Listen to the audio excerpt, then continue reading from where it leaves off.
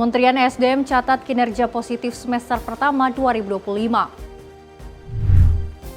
Pemerintah dorong pengembangan kereta cepat Jakarta-Surabaya. Mensos mengatakan sekolah rakyat miniatur pengentasan kemiskinan.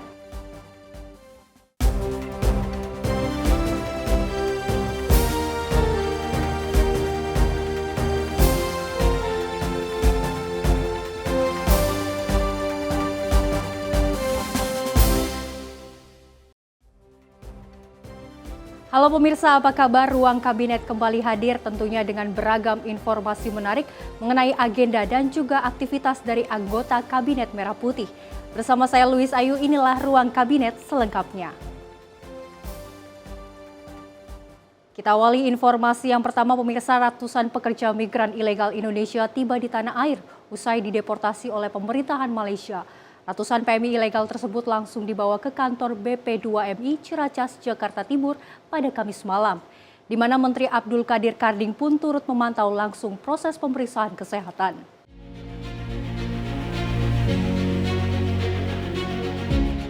Sebanyak 127 pekerja migran ilegal Indonesia langsung dibawa ke kantor BP2MI Ciracas, Jakarta Timur pada Kamis malam, usai tiba di tanah air melalui Bandara Soekarno-Hatta. Mereka langsung dilakukan pemeriksaan kesehatan mulai dari tekanan darah, pengambilan sampel darah hingga psikologis.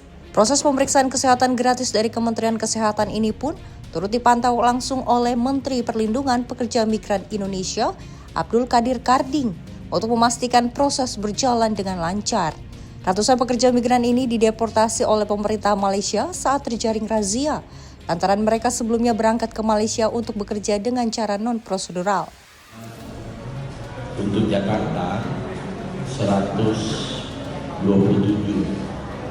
orang deportasi dari Malaysia. Rata-rata kasusnya adalah undocumented di Malaysia, sehingga mereka kena razia. Memang sejak Mei yang tahun lalu ada program repatriasi di Malaysia yang memang ingin membersihkan pekerja-pekerja atau warga negara Indonesia yang undocumented. Ini totalnya dari seluruh PMI 127, khusus yang di Jakarta. Ada juga yang lewat pelabuhan di Kuala Namu dan satu lagi di Lombok. Di Kuala Namu 117, di Lombok 18. Jadi totalnya sekitar 264 orang per hari ini kembalikan. Rata-rata teman-teman ini sebelumnya berangkat secara non-prosedural atau ilegal. Sehingga memang itu yang sering saya katakan, bahwa kalau orang berangkat secara non-prosedural, peluang potensi untuk mendapatkan kekerasan, siksaan, tidak dibayar, dokumen disimpan dan diperlakukan seenaknya, itu pasti terjadi seperti itu. Potensinya besar. Oleh karena itu, hikmah dari kejadian-kejadian seperti ini adalah kita mendorong supaya semua pekerja migran yang berangkat ke luar negeri harus prosedural. Mereka diduga tergiur untuk diberangkatkan oleh calo dengan iming-iming akan mendapat upah yang besar. Dari 127 orang ini didominasi dari wilayah Jawa Timur. Dari Jakarta, Dio Malau, Sinpo TV melaporkan. Kementerian Perlindungan Pekerja Migran Indonesia dan Kementerian Pekerjaan Umum menerima lahan rampasan negara hasil perkara tindak pidana korupsi yang diserahkan oleh Komisi Pemberantasan Korupsi atau KPK. Nantinya lahan rampasan KPK yang diserahkan untuk KP2MI digunakan sebagai balai pelatihan KP2MI. Sementara aset juga diserahkan Kementerian Pekerjaan Umum guna melanjutkan pengerjaan jalan tol di wilayah Sukabumi.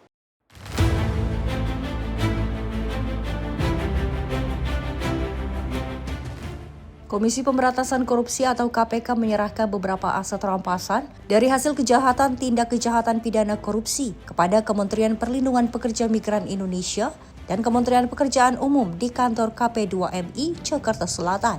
Aset rampasan tersebut diserahkan langsung secara simbolis oleh Wakil Ketua KPK, Ibnu Basuki Widodo kepada Menteri KP2MI Abdul Qadir Karding dan Wakil Menteri Pekerja Umum Diana Kusumastuti. Menteri P2MI Abdul Qadir Karding mengatakan bahwa aset rampasan KPK dari tindak pidana korupsi yang dihibahkan kepada Kementerian Perlindungan Pekerja Migran Indonesia berupa lahan bangunan seluas 860 meter yang berada di wilayah Lampung untuk kebutuhan pelatihan calon pekerja migran Indonesia atau PMI atau menjadi penampungan sementara. Hari ini kami bersama dengan KPK dan PU menandatangani penyerahan aset yang merupakan hasil rampasan dari tindak pidana korupsi yang ada di KPK, dan aset tersebut diserahkan ke Kementerian P2MI yang terletak di Lampung dengan luasan tanah 860 yang ada bangunannya. Aset ini akan kami gunakan untuk upaya-upaya membangun infrastruktur terutama migrant center yang digunakan untuk pelatihan atau untuk sementara kami gunakan untuk shelter untuk digunakan sebaik-baiknya untuk kepentingan perlindungan pekerja migran. Di lokasi yang sama, Wakil Ketua Komisi Pemberantasan Korupsi Ibnu Basuki Widodo menyerahkan aset rampasan dari tindak pidana korupsi yang telah diputuskan oleh pengadilan untuk segera dikembalikan kepada negara. Mengenai barang tidak bergerak dapat digunakan oleh instansi untuk kepentingan negara, seperti yang telah ditandatangani hari ini oleh kedua kementerian. Penyerahan aset hasil perampasan tindak pidana korupsi. Ya, jadi hasil dari perampasan tindak pidana korupsi itu setelah mendapatkan keputusan dari pengadilan atau pengadilan tinggi, pengadilan negeri ataupun Mahkamah Agung, yang penting telah memperoleh kekuatan hukum tetap, maka dieksekusi. Apabila berwujud uang akan diserahkan langsung kepada Menteri Keuangan. Apabila masih berwujud barang maka dia akan dilelang dan hasil lelangnya akan diserahkan pula kepada Menteri Keuangan. Nah, ini terhadap barang-barang yang tidak bergerak itu dapat dimintakan oleh instansi lain untuk kepentingan negara, ya, bukan untuk kepentingan pribadi. Ini salah satunya adalah dari Kementerian PU dan dari Kementerian Perlindungan Pekerja Migran. Kami tadi sudah menyerahkan untuk Kementerian Pekerja Migran adalah seperti yang disebut oleh Pak Menteri, rumah atau tanah beserta bangunannya kurang lebih senilai 3M, dan juga ada tanah yang diperlukan untuk pembangunan jalan tol di wilayah Sukabumi, Bu ya. Sukabumi kurang lebih dengan nilai hampir setengah M, itu 450 juta itu diserahkan. Sementara Wakil Menteri Pekerjaan Umum Diana Kusumastuti menyampaikan bahwa lahan dari hasil rampasan tindak pidana korupsi oleh KPK yang diserahkan KPK kepada Kementerian PU untuk melanjutkan proyek pengerjaan jalan tol di wilayah Ciawi Sukabumi Seksi 3 dengan nilai rupiah sebesar 450 juta atau luas sebidang tanah 2.790 meter persegi. Kementerian PU hari ini juga mendapatkan tanah hasil rampasan yang diserahkan kepada Kementerian PU untuk lanjutan jalan tol Sukabumi Ciawi Sukabumi, ya, Ciawi Sukabumi. Kalau kita tahu bahwa seksi 1 dan 2 tol Ciawi Sukabumi ini sudah selesai. Nah, yang diserahkan ini berada di seksi 3, ya, seksi 3. Nah, ini terima kasih pada KPK, kami diberikan tanah rampasan ini tadi disampaikan adalah 454 juta, ya. Ini kira-kira luasannya 2.970 meter persegi. Nah, ini terima kasih, mudah-mudahan ini bisa kita lanjutkan. bukan mudah-mudahan lagi, tapi ini kita bisa gunakan untuk lanjutan tol di seksi 3 di Ciawi, Sukabumi. Dari Jakarta, Dio Malau, Simpo TV melaporkan. Kemen P2MI bersama Jatma Aswaja menggelar zikir kebangsaan dan ikrar bela negara yang disertai penandatanganan MOU pada Minggu 10 Agustus 2025. Kegiatan ini dalam rangka memperingati Hari Kemerdekaan Republik Indonesia dan Perdamaian Dunia. Acara zikir kebangsaan dan ikrar bela negara digelar pada Minggu malam 10 Agustus 2025 dengan dihadiri Ketua Umum Jatma Aswaja Kiai Haji Habib Lutfi bin Yahya. Dalam pesannya, beliau mengingatkan bahwa kekuatan Indonesia lahir dari persatuan, hati yang bersih, pikiran yang jernih, dan cinta tulus pada tanah air. Habib Lutfi juga menekankan bahwa tarekat bukan hanya soal berzikir, namun jalan untuk membersihkan hati dan menata pikiran. Dari hati yang bersih lahir pola pikir maju yang mendorong kemajuan di berbagai bidang. Ikrar yang diucapkan pada malam itu menjadi janji yang juga harus dijaga dalam sikap dan tindakan sehari-hari. Kemen P2MI Abdul Qadir Kadring menegaskan alhamdulillah bersama Jatma Aswaja kami juga menjalin sinergi pelindungan pekerja migran Indonesia dan keluarga sebagai wujud komitmen bersama menjaga dan memberdayakan anak bangsa. Tadi kita telah be'ah bersama-sama mengambil kalimah la ilaha illallah untuk mempoles hati kita, juga terjaga dari omongan-omongan yang akan mengadu domba antar umat, yang akan mengadu domba bangsa ini, sehingga timbul satu perpecahan-perpecahan yang hingga mengoyahkan NKRI. Kapan kita akan membersihkan? Maka dari inilah pentingnya tarekat, bukan sekadar kita dzikir. Momen ini diharapkan dapat memperkuat semangat persatuan dan kebangsaan demi keutuhan NKRI. Tim redaksi Simpo TV melaporkan. Pemirsa, Indonesia masih terus melakukan negosiasi lanjutan terkait tarif resiprokal yang dilaksanakan untuk barang Indonesia yang masuk ke Amerika Serikat. Nantinya Ketua Dewan Ekonomi Nasional Luhut Binsar Panjaitan akan ikut langsung melakukan negosiasi dengan Mendak Amerika Serikat. Dengan nanti sektor tarif kita bisa juga negosiasikan, mestinya posisi kita sangat baik.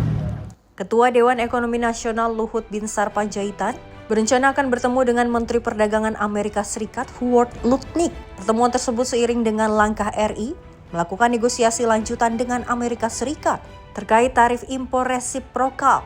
Pertemuan Luhut dan Lutnick direncanakan pada September mendatang. Luhut mengatakan sudah melaporkan rencana pertemuan tersebut kepada Presiden Prabowo Subianto.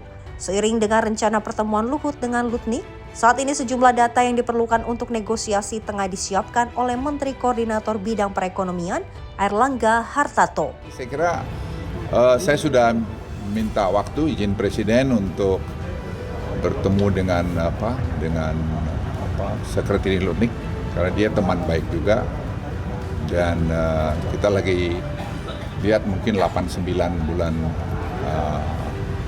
September. Saya kira semua berjalan bagus. Nanti saya kira Menko Perekonomian kerjaan bagus. Tapi kami dari Dewan Ekonomi membantu, dan kita punya kontak-kontak yang saya boleh bilang sangat baik dengan Amerika. Selain itu, Luhut juga bilang bahwa pihaknya memiliki relasi yang sangat baik dengan sejumlah pihak di Amerika Serikat. Oleh karena itu, ia optimis proses negosiasi Indonesia dan Amerika Serikat menyangkut tarif ini dapat berjalan dengan lancar. Dari Jakarta, Dio Malau, Simpo TV melaporkan.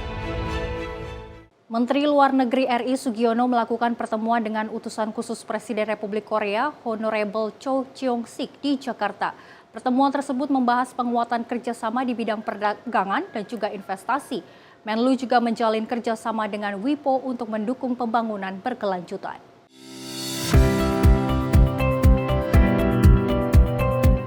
Menteri Luar Negeri RI Sugiono menerima kunjungan utusan khusus Presiden Republik Korea Honorable Cho Cheong-sik bersama delegasi di Jakarta. Keduanya membahas upaya penguatan kerjasama terutama di sektor perdagangan, investasi, dan teknologi. Setelah itu, Menlu Sugiono menggelar pertemuan dengan Direktur Jenderal World Intellectual Property Organization atau WIPO, Darren Tang.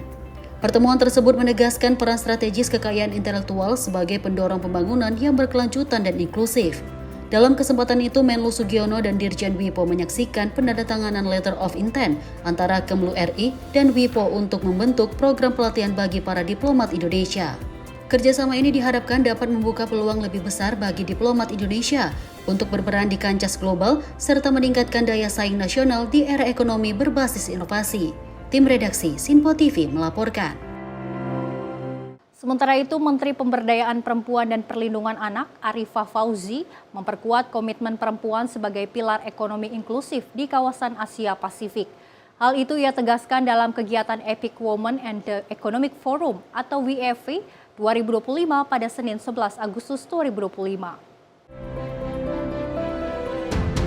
Dalam kegiatan APEC Women and the Economy Forum 2025, Menteri Pemberdayaan Perempuan dan Perlindungan Anak Arifah Fauzi mengikuti rangkaian agenda yang menegaskan pentingnya peran perempuan sebagai pilar pembangunan ekonomi inklusif di kawasan Asia Pasifik pada Senin 11 Agustus 2025. Arifah juga bertemu dengan delegasi Papua Nugini untuk membahas peluang kerjasama di bidang pemberdayaan perempuan dan perlindungan anak. Pertemuan ini tidak hanya membahas program kerjasama, tetapi juga memperkuat komitmen untuk memastikan setiap langkah memberikan manfaat nyata bagi perempuan dan anak di kedua negara. Agenda ditutup dengan acara APEC Healthy Women, Healthy Economies Research Prize Dinner, yaitu sebuah malam penghargaan yang menegaskan bahwa kesehatan perempuan adalah fondasi pertumbuhan ekonomi yang berkelanjutan. Rangkaian kegiatan ini diharapkan dapat melahirkan kebijakan dan inisiatif konkret yang mendorong kesehatan, kesejahteraan, serta partisipasi penuh perempuan dalam pembangunan di kawasan. Tim redaksi Sinpo TV melaporkan. Wamenpora RI Taufik Hidayat menerima kunjungan Ketua Umum Pengurus Besar Persatuan Senam Indonesia atau PB Persani, Ita Yuliati di Kemenpora, Jakarta 11 Agustus 2025 untuk membahas kesiapan Indonesia menjadi tuan rumah kejuaraan dunia Senam 2025 yang berlangsung di Indonesia Arena Jakarta pada 14 hingga 20 Oktober mendatang.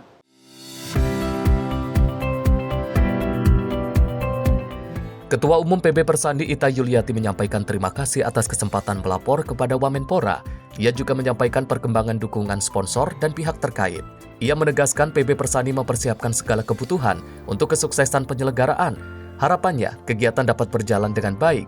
Sementara itu, Wamenpora Taufik mengapresiasi upaya PB Persani mematangkan kesiapan. Ia mengingatkan agar kejuaraan dunia senam dapat berjalan sukses.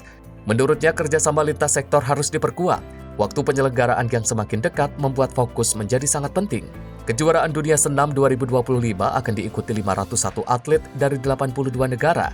Ajang ini berstatus kualifikasi resmi menuju Olimpiade Los Angeles 2028. Tim redaksi Sinpo TV melaporkan.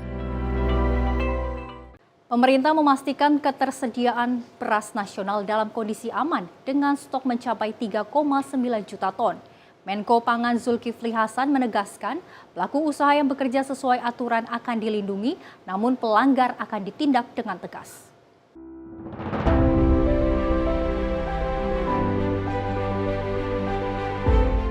Dalam keterangan resmi, Menko Pangan Zulkifli Hasan menyebut stok beras nasional mencapai 3,9 juta ton sehingga publik diminta tidak perlu khawatir terhadap ketersediaan pasokan. Julhas menyatakan bahwa pemerintah akan melindungi pelaku usaha penggilingan padi yang beroperasi sesuai aturan, namun akan menindak tegas pihak yang melakukan penipuan.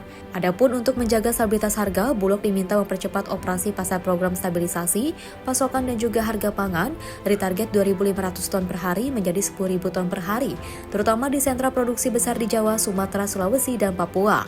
Julhas menegaskan langkah ini penting dilakukan jelang panen gadu yang diperkirakan dimulai pada September mendatang. Yang pertama, saudara-saudara, ya, kami tentu memahami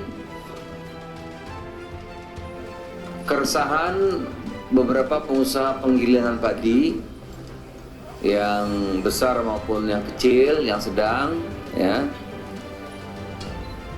Nah, di sini pemerintah kembali menjelaskan akan menindak tegas yang benar-benar melanggar hukum, yang menipu. Ya, kalau menipu kan tegas sudah. Ya. Tetapi pelaku usaha yang bekerja sesuai aturan tentu akan dilindungi. Jadi nggak usah khawatir. Kalau yang benar pekerjanya pasti dilindungi. Tidak mungkin Pak Bareskrim orang nggak salah, apa nggak mungkin. Ya. Tapi kalau terang-terang menipu, janjinya A, jualannya C gitu, nah itu jelas kan. Ya. Yang kedua, saudara, kami pastikan tadi stok beras aman. Pak Kabulok melaporkan masih ada 3,9 juta ton stok beras, ya.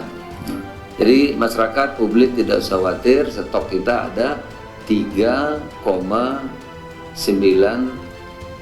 juta ton. Jadi pasokan beras kita aman, lebih dari cukup, saudara. Dari Jakarta, Nova Danu, Dona Bayu, Simpo TV melaporkan. Pemirsa, infrastruktur hingga pembangunan kewilayahan terus dimatangkan. Informasi selengkapnya usai jeda, tetap di Ruang Kabinet.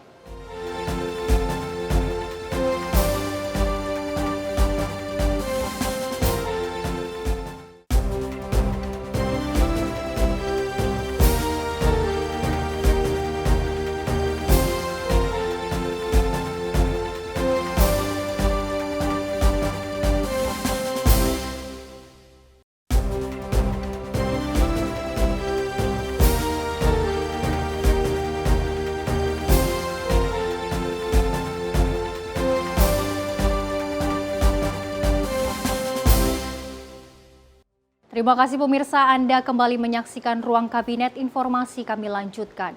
Kementerian Koordinator Bidang Infrastruktur dan Pembangunan Kewilayahan menggelar rapat koordinasi bersama Kementerian Teknis mengenai aspek pembangunan infrastruktur di Indonesia. Rakor ini membahas aspek infrastruktur seperti pengawalan konsep kereta cepat hingga ke kota Surabaya dan juga mengaktifkan kembali status Bandara Internasional Tembok Laut Raksasa atau Giant Sea Wall yang berfokus di Jakarta hingga Demak.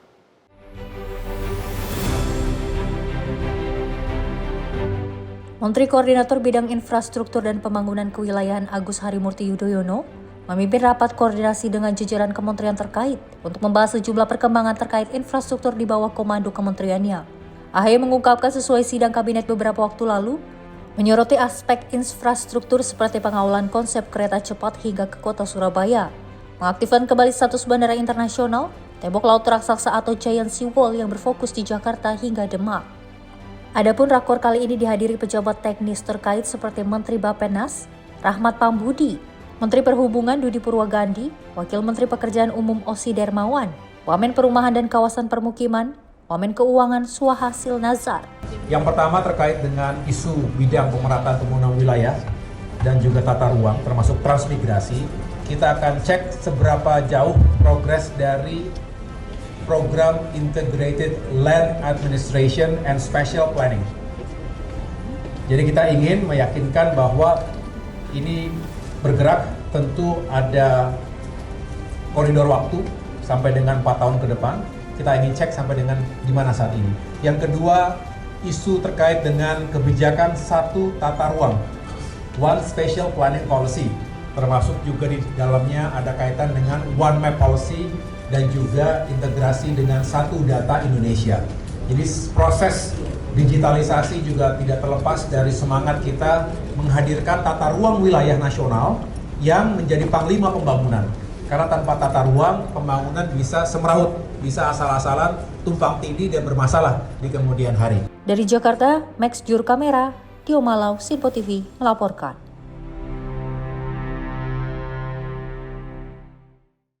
Informasi masih dari Menteri Koordinator Bidang Infrastruktur dan Pengembangan Kewilayahan Agus Harimurti Yudhoyono yang membeberkan adanya perintah khusus dari Presiden Prabowo untuk mengembangkan kereta cepat Jakarta-Surabaya. Menurutnya proyek ini diharapkan dapat menghubungkan mobilitas sumber daya manusia dan juga pengiriman logistik di kawasan Pulau Jawa. Kementerian Koordinator Bidang Infrastruktur dan Pembangunan Kewilayahan menggelar rapat koordinasi bersama Kementerian Teknis terkait membahas tentang pembangunan infrastruktur di Indonesia bersama jajaran Kementerian Teknis di bawahnya. Menteri Koordinator Bidang Infrastruktur dan Pembangunan Kewilayahan Agus Harimurti Yudhoyono mengatakan, pihaknya sudah mendapatkan arahan dari Presiden Prabowo Subianto untuk mengembangkan jalur kereta cepat, tidak hanya rute Jakarta-Bandung saja, namun memperluas hingga Surabaya. Pihaknya pun saat ini tengah mengkaji lebih dalam baik apakah akan melanjutkan kerjasama dengan Cina maupun dengan Jepang. Menurutnya, proyek ini cukup menantang karena tidak hanya soal pembebasan lahan, namun juga menentukan jalur yang melewati berbagai kota. Diketahui kementeriannya juga tengah melakukan koordinasi bersama Kementerian Investasi mengenai hubungan mutualisme terhadap calon investor yang berada di dalam maupun luar negeri mengenai perpanjangan jalur kereta cepat Jakarta-Surabaya ini. Ini tentu masih dalam studi. Sekali lagi ini adalah sesuatu yang besar, proyek besar. Sehingga kami ingin lengkap dulu, karena kita juga sudah punya pengalaman kereta cepat Jakarta-Bandung, kerjasama antara pemerintah Indonesia dengan Tiongkok. Kita ingin pastikan selain berdasarkan pengalaman, apa saja yang menjadi lessons learned, apakah ada yang bisa kita perbaiki ke depan, tapi juga ada best practice, hal-hal yang sudah baik juga bisa menjadi referensi kita. Nah, komunikasi dibuka ke semua arah. Bapak Presiden juga mendorong kami, termasuk saya bersama Menteri Investasi juga ingin berkoordinasi ketat untuk berkomunikasi dengan berbagai pihak di dalam maupun luar negeri yang memiliki ketertarikan dan juga kemampuan, tentunya berdasarkan prinsip yang saling menguntungkan. Kita ingin ini benar-benar sukses, tidak ada kendala yang berarti dalam arti teknis maupun keberlanjutan penganggaran di tahun-tahun mendatang begitu. Diharapkan proyek ini tidak hanya dapat menghubungkan mobilitas masyarakat yang berada di Pulau Jawa, namun juga membantu pengiriman barang menjadi jauh lebih cepat. Dari Jakarta, Max Diomalau, Tim Liputan Sinpo TV. Kementerian Kesehatan melaksanakan program cek kesehatan gratis di SMK Penabur Gading Serpong dan dimonitor oleh Direktur Farmasi dan Alat Kesehatan Elriska Andalucia bersama Menteri Komunikasi dan Digital Mutia Fiadia Hafid. Program menyasar puluhan juta siswa ini dengan berbagai pemeriksaan kesehatan gratis, dimulai dari pemeriksaan fisik hingga tes kebugaran.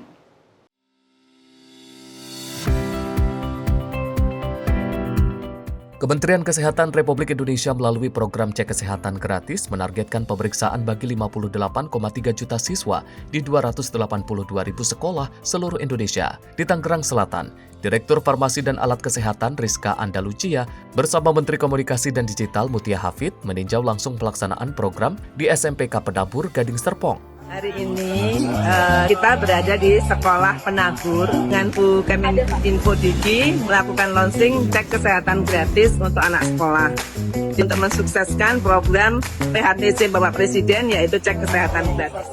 Sebanyak 188 siswa mendapat pemeriksaan kesehatan gratis, meliputi pengukuran tinggi dan berat badan, tekanan darah dan gula darah, pemeriksaan mata dan THT, serta tes kebugaran lari sejauh 1 hingga 1,6 km.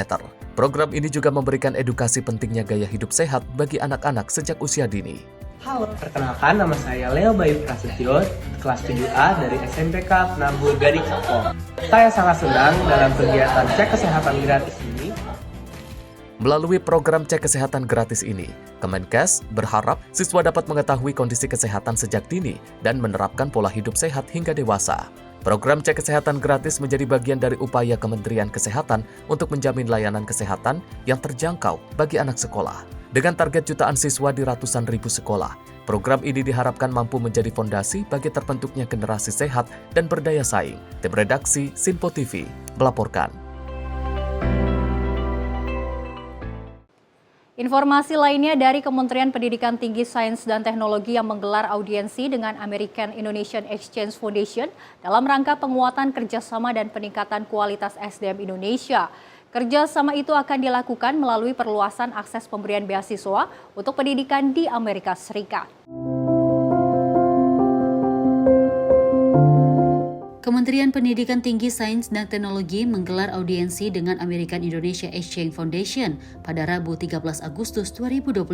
Pertemuan ini dilakukan untuk penguatan kerjasama dan peningkatan kualitas sumber daya manusia Indonesia melalui perluasan akses pemberian beasiswa untuk pendidikan di Amerika Serikat dan pengembangan akademik melalui program Scholar Visit dan Staff Exchange ke dan dari Amerika Serikat. Kolaborasi ini berfokus pada penguatan pendanaan dan penyesuaian program beasiswa agar sejalan dengan visi pembangunan talenta nasional Indonesia.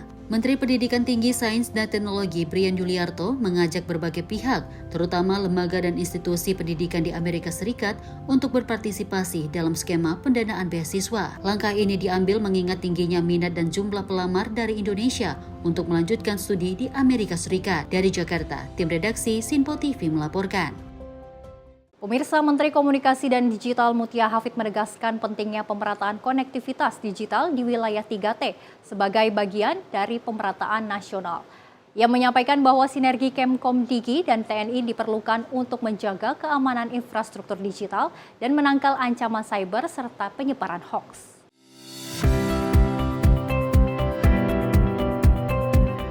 Pemerataan konektivitas digital di wilayah tertinggal, terdepan dan terluar atau 3T, termasuk Papua dinilai sebagai elemen penting dalam mendukung pertahanan nasional.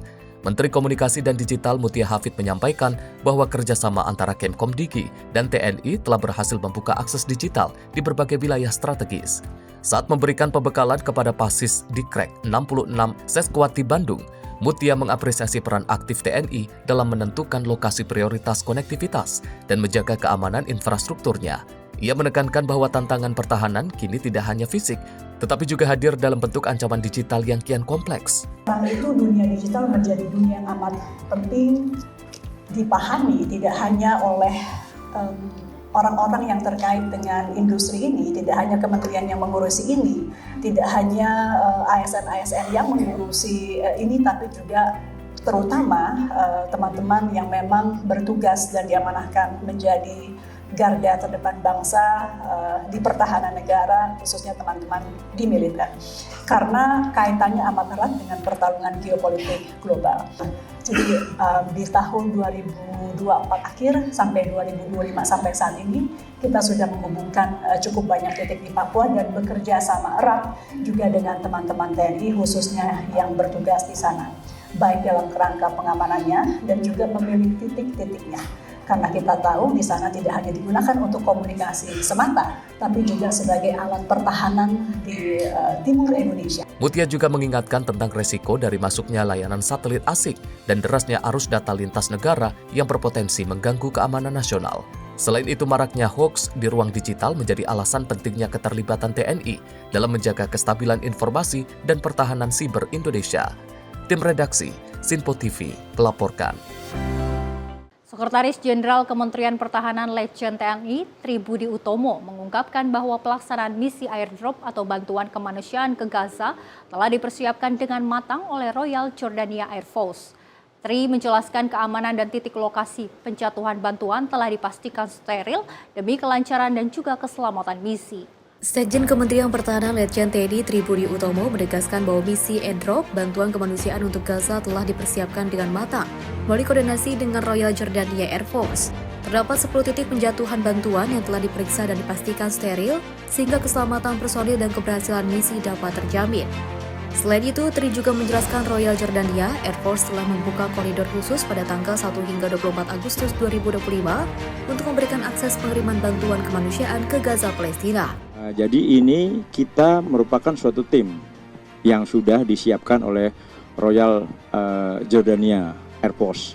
Dan tim ini sudah meninjau titik-titik lokasi dan diinfokan ada 10 titik yang akan dijadikan airdrop. Dan itu sudah dicek dan steril dan tentang keamanannya. Sehingga tidak akan seperti mungkin rekan-rekan melihat ada yang ketiban yang di TV itu kan, ya ini tidak. Jadi mereka sudah menyiapkan titik-titik airdropnya dengan baik. Demikian. Dari tanggal 1 sampai tanggal 24 ini mereka sudah membuka khusus untuk bantuan ini. Jadi mereka sudah istilahnya memberikan luang untuk kita memberikan bantuan. Dari Jakarta, Jana Bila, Rona Bayu, Sinpo TV melaporkan. Indonesia memiliki garis pantai terpanjang kedua di dunia, namun di balik keindahan itu terdapat tantangan besar untuk menjaga ekosistem pantai tetap lestari. Salah satu langkah strategis yang terus dilakukan adalah melalui penanaman mangrove secara masif. Kapolri bersama Menteri Lingkungan Hidup turun langsung menanam mangrove di kawasan pesisir Mempawah Mangrove Park di Kabupaten Mempawah, Kalimantan Barat yang menjadi bagian dari agenda nasional rehabilitasi ekosistem pesisir.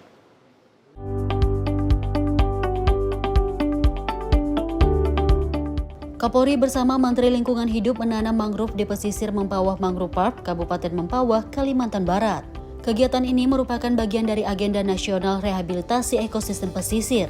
Mangrove bukan hanya pelindung garis pantai, tapi juga penyerap karbon 4 hingga 5 kali lebih efektif dibandingkan hutan mineral. Indonesia memiliki mangrove terbesar di dunia. Dari total 17,2 juta hektar mangrove global, 3,4 juta hektar ada di tanah air. Menteri Lingkungan Hidup menegaskan dengan potensi tambahan 700.000 hektar mangrove yang dapat direhabilitasi, Indonesia mampu memperkuat perlindungan pesisir sekaligus berkontribusi pada mitigasi krisis iklim. Bersama, kita jaga dan pulihkan mangrove demi Indonesia yang lebih lestari. Upaya rehabilitasi ini diharapkan mampu menjadi contoh kolaborasi nasional dalam menjaga ekologi dan mengurangi dampak perubahan iklim. Tim redaksi Sinpo TV melaporkan. Pemirsa, GFC 2025 perkuat citra pariwisata Jember ke panggung dunia. Informasi selengkapnya usai jeda, tetap di Ruang Kabinet.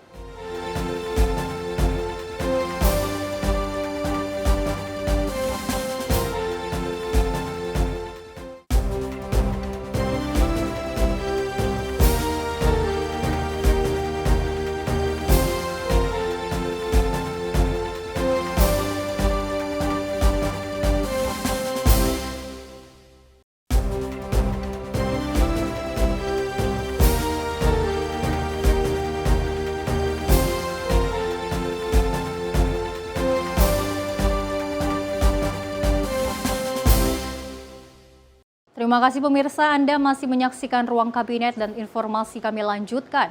Wakil Menteri Pariwisata RI Niluh Puspa menyatakan bahwa Jember Fashion Carnaval atau GFC 2025 menjadi momentum untuk memperkuat citra pariwisata Jember, Jawa Timur ke panggung dunia. Hal ini disampaikan Niluh saat menghadiri GFC 2025 di alun-alun Jember pada 10 Agustus 2025.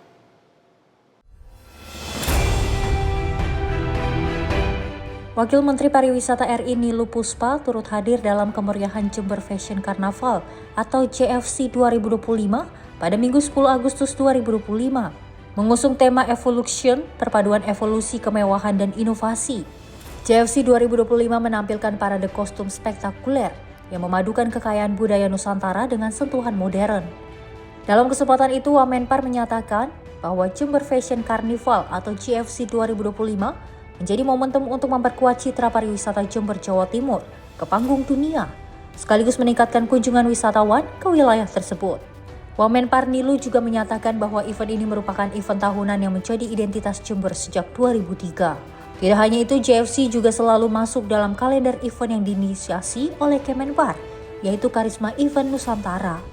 Saya memberikan apresiasi juga karena selama 5 kali Jember Fashion Carnaval masuk dalam Karisma Event Nusantara dan terus mempertahankan posisinya masuk dalam top 10 atau 10 besar Karisma Event Nusantara. Saya berharap Jember Fashion Carnaval ini dapat memberikan pengalaman unik yang berbeda bagi wisatawan sehingga mendorong terjadinya penambahan jumlah kedatangan wisatawan di Kabupaten Jember ini. Dalam pelaksanaan JFC 2025 melibatkan banyak koperasi desa di sekitar Jember. Hal ini jadi bagian dari program utama Kemenpar dalam mendorong pengembangan desa wisata berbasis komunitas. Tim redaksi Sinpo TV melaporkan.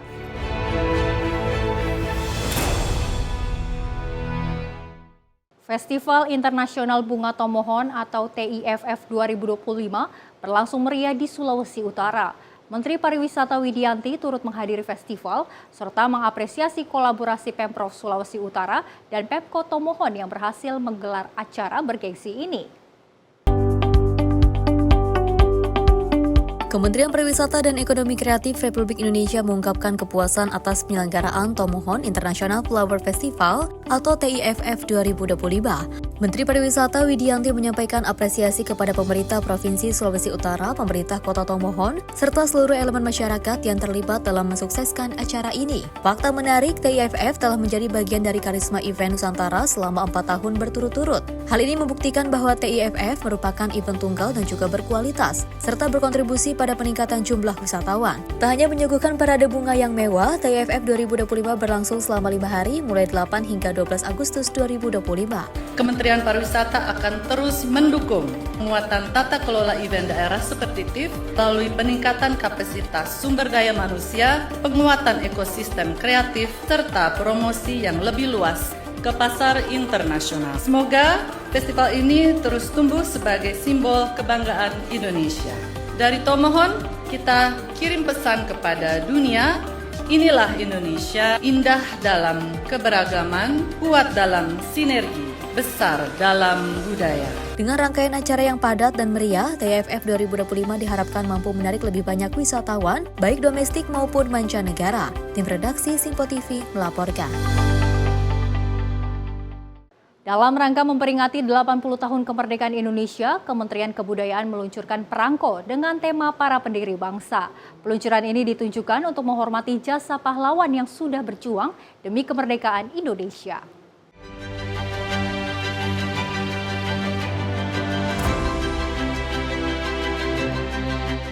Dalam rangka memperingati 80 tahun kemerdekaan Indonesia, Kementerian Kebudayaan meluncurkan seri perangko edisi khusus yang menampilkan 79 anggota Badan Penyelidik Usaha-Usaha Persiapan Kemerdekaan atau BPUPK dan Panitia Persiapan Kemerdekaan Indonesia atau PPKI.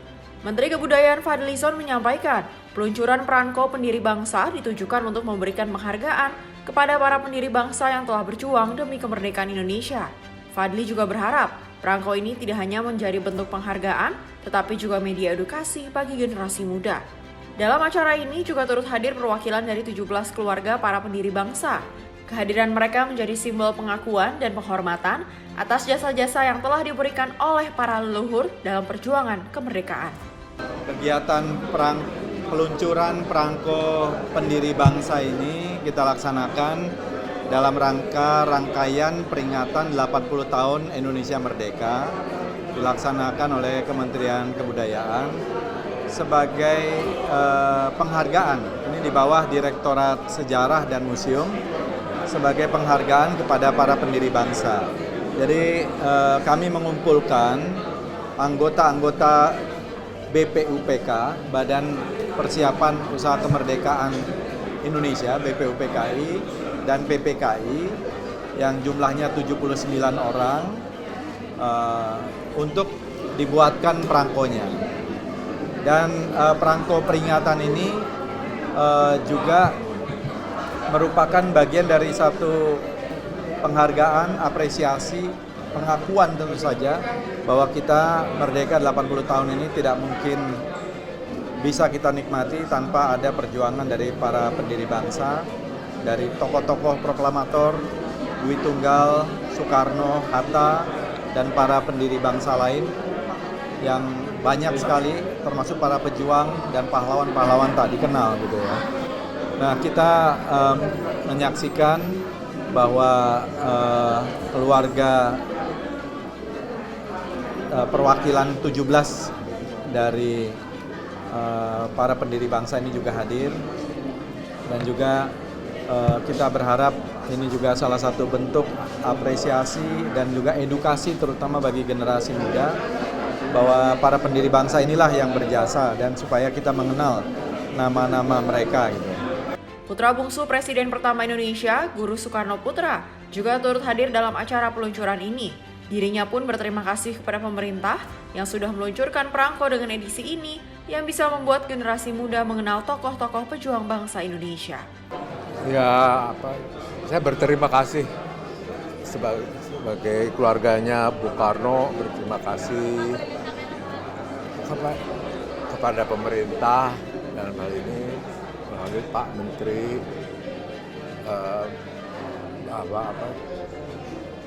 diadakannya serial Prako seperti ini. Yang menurut saya hal-hal seperti ini sangatlah berguna sekali untuk Indonesia, terutama untuk generasi penerus dan sebagainya. Selalu mengenal para tokoh pendiri bangsa. Nah, itu harapannya supaya kegiatan seperti ini bisa selalu sering diadakan dan selalu. Dari Jakarta, Konita Putri, Rona Bayu, Adit, Sinpo TV melaporkan.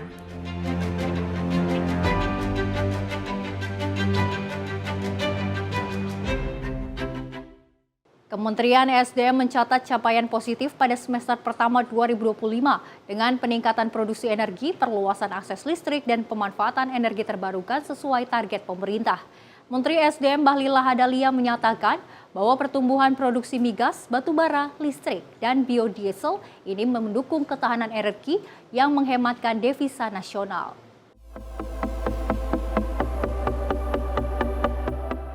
Capaian kinerja semester 1 tahun 2025 Kementerian SDM menunjukkan hasil positif melalui berbagai program strategis. Kementerian SDM mendorong peningkatan produksi energi, perluasan akses listrik, serta pemanfaatan energi baru dan terbarukan. Menteri SDM Bahlil Lahadalia menyampaikan capaian ini selaras dengan agenda pemerintah dalam mewujudkan swasembada energi dan hilirisasi. Bahlil juga menjelaskan dari sektor migas, produksi minyak rata-rata mencapai 602,4 ribu barel per hari atau 99,5% dari target. Sementara gas bumi mencapai 1.199,7 juta barel minyak setara per hari atau 119%. Dilanjut sebagian besar gas yakni 69% digunakan untuk kebutuhan dalam negeri, mendukung program hilirisasi. Di sisi lain produksi batubara tercatat 357,6 juta ton dengan 104,6 juta ton diserap pasar domestik melalui skema DMO. Di bulan Juni produksi kita itu sudah melampaui target APBN sebesar 605.000 dan sekarang sudah 608. Ini capaian-capaian dan kami sudah berkomitmen, kami juga sudah melaporkan kepada Bapak Presiden, insya Allah di dalam tahun 2025 ini target APBN bisa tercapai. Dan ini baru pertama ini. Sejak 2008 atas apa yang diminta oleh DPR kepada kami untuk melakukan revisi RKAB. Dan ini kita akan lakukan tanpa pandang bulu supaya menjaga stabilitas. Kalau kita harganya bagus, berarti negara akan mendapatkan pajak yang baik, pengusaha juga akan mendapatkan keuntungan yang baik. Nah, pengelolaan batubara sumber daya alam kita jangan dimaknai bahwa hanya untuk 5 tahun, tapi nanti kita tinggalkan untuk anak cucu kita. Kalau memang harganya belum bagus, ya kita kelola dengan penuh hati-hati. Pada kesempatan yang sama, Bahlil menyampaikan kapasitas pembangkit listrik tumbuh 4,4 gigawatt dibanding tahun sebelumnya, termasuk 876,5 megawatt dari pembangkit berbasis energi terbarukan. Konsumsi listrik per kapita mencapai 1.448 kWh atau 98,9% dari target. Sementara itu pemanfaatan biodiesel sebesar 6,8 juta KL berhasil menghemat devisa USD 3,68 miliar atau sebesar 60,37 triliun dan meningkatkan nilai tambah CPO sebesar 9,51 triliun. Capaian ini menunjukkan kontribusi sektor energi dalam mendukung ekonomi nasional dan transisi energi menuju net zero emission 2060. Tim redaksi Sinpo TV melaporkan. Informasi lainnya datang dari Menteri Sosial RI Saifullah Yusuf yang menyatakan bahwa sekolah rakyat adalah miniatur pengentasan kemiskinan. Hal tersebut disampaikan Mensos saat mengunjungi Sekolah Rakyat Terintegrasi 1 Cirebon pada 13 Agustus 2025.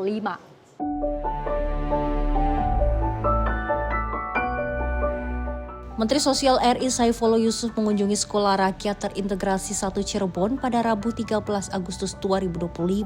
Dalam kesempatan itu, Mensos menyatakan bahwa Sekolah Rakyat adalah miniatur pengentasan kemiskinan. Sekolah Rakyat mengintegrasikan berbagai program unggulan Presiden Prabowo Subianto dalam satu ekosistem. Sekolah Rakyat bukan sekedar tempat belajar, melainkan pusat harapan, tempat di mana pendidikan, kesehatan, pangan, ekonomi, dan perumahan berpadu untuk mengubah masa depan. Bagi setiap anak di sekolah rakyat akan mendapatkan cek kesehatan gratis yang merupakan program Kementerian Kesehatan. Tidak hanya itu, para siswa juga akan menikmati makan bergizi gratis 3 kali sehari yang dikelola oleh Badan Gizi Nasional. Keluarga siswa juga akan didorong untuk menjadi anggota Koperasi Desa Merah Putih untuk membuka peluang ekonomi baru. Rumah siswa juga akan diperbaiki yang merupakan bagian dari program 3 juta rumah yang dilakukan oleh Kementerian Perumahan dan Kawasan Permukiman. Orang tua siswa sekolah rakyat juga akan mendapat bansos lengkap dari Kemensos. Untuk selanjutnya didorong pada program pemberdayaan. Tim redaksi Simpo TV melaporkan. Kementerian Sosial mempercepat pembukaan rekening kolektif bekerja sama dengan Himpunan Bank Milik Negara atau Himbara untuk mempercepat penyaluran bantuan sosial agar memastikan penyaluran bansos lebih efektif dan tepat sasaran.